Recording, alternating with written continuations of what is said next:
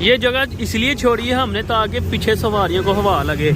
और ये अगर आप कहते हैं जी नहीं हमें हवा नहीं चाहिए तो ये इस तरह अपनी इसे खोल लेना है। ये स्कूल वैन की तरह बनी हुई है और लोडर भी बना हुआ है। इसकी सीटें फोल्ड भी हो जाती हैं, ये जंजीर के साथ देखें, ये फोल्ड भी हो जाएंगी और बाहर भी निकल आएंगी। जैसे दरवाजे के कब्जे नहीं होते उसी तरह के ये कब्जे लगे हुए हैं, ये आपको नज़र आ रहे होंगे। ये इस तरह के बाहर भी निकल आएंगी और ये लोडर के ऊपर बनाई गई है। और इसके पीछे ये पर्दे भी हमने लगाए हैं ताकि कुछ बड़ी बच्चियाँ होती हैं जो कॉलेज में जाती हैं और स्कूल में, इस तरह ये आप फिर पीछे से कवर हो जाएगा।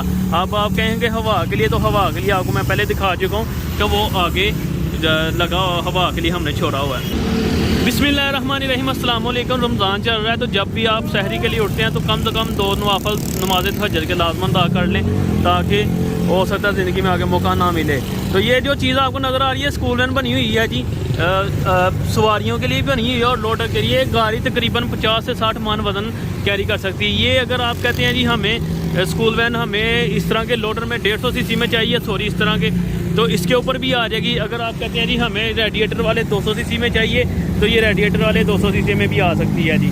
तो इसके स्कूल वैन का जो पीछे हुड की प्राइस है जी वो हम गाड़ी के साथ लगा के देंगे जी 40,000 रुपये का।